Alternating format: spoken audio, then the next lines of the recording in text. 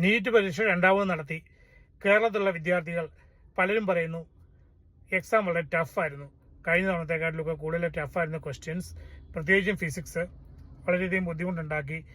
എൻ്റെ പ്രതീക്ഷ നഷ്ടപ്പെട്ടെന്ന് ഒരു ചില കുട്ടികൾ പറഞ്ഞു. തമിഴ്നാട്ടിലും ഏകദേശം ഇതുപോലെയൊക്കെ തന്നെയാണ് പറഞ്ഞത്. പക്ഷേ കർണാടക, തെലുങ്കാന, ആന്ധ്ര തൊട്ട് അങ്ങ് വടക്കോട്ട് എല്ലാവരും കുട്ടികൾ സന്തോഷത്തോടെ പറയുകയാണ് കഴിഞ്ഞ തവണത്തെക്കാട്ടിലൊക്കെ വളരെ ഈസി ആയിരുന്നു, കൂടുതൽ എനിക്ക് സ്കോർ ചെയ്യാൻ സാധിച്ചു എന്നൊക്കെ പറയുന്നത് കേട്ടപ്പോൾ എനിക്ക് ആകെപ്പാടെ ഒരു കൺഫ്യൂഷൻ. എന്താ ഇവിടെ നടക്കുന്നത്, എന്താ പ്രശ്നം? നോർത്തിലെ പിള്ളേർക്ക് പരീക്ഷ ഈസി ആയിരുന്നു, പക്ഷെ സൗത്തിലെ പിള്ളേർക്ക്, പ്രത്യേകിച്ചും കേരളത്തിലും തമിഴ്നാട്ടിലുള്ള കുട്ടികൾക്ക് കുറച്ച് ടഫായിരുന്നു. നമ്മൾ ആര് പറയുന്നത് വിശ്വസിക്കണം? അപ്പോൾ ഇവിടെ എന്തൊക്കെയോ പ്രശ്നം നടക്കുന്നുണ്ടല്ലോ ഇപ്പോഴും. നോക്കാം.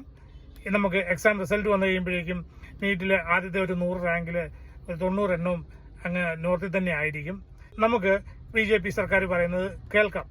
ഇവിടെ ലീക്കൊന്നുമില്ല, എല്ലാം സുതാര്യമാണ്, എല്ലാം സ്ട്രിക്റ്റ് ആയിട്ടാണ് നടത്തുക എന്നൊക്കെ കേട്ട് വിശ്വസിച്ച് ആ 90 റാങ്കുകാരെ നമുക്ക് അഭിനന്ദിക്കാം.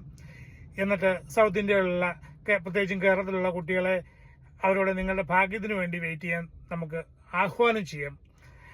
അല്ലെങ്കിൽ അവർക്ക് വേണ്ടി നമുക്ക് പ്രാർത്ഥിക്കാം, കുട്ടികളെ നമുക്ക് നല്ലൊരു ഭാവി വരുമെന്ന് പറഞ്ഞ്, അല്ലേ? പണ്ടൊക്കെ ബീഹാറിൽ മാത്രമേ കോപ്പിയടി ഉണ്ടായിരുന്നുള്ളൂ.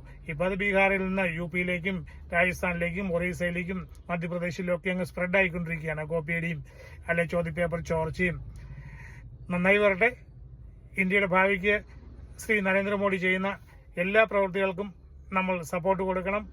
നമ്മൾ അദ്ദേഹത്തിന് കൂടെ നിൽക്കണം, സോളിഡാരിറ്റി പ്രഖ്യാപിക്കണം എന്ന് പറഞ്ഞുകൊണ്ട് ഞാൻ നിർത്തുന്നു.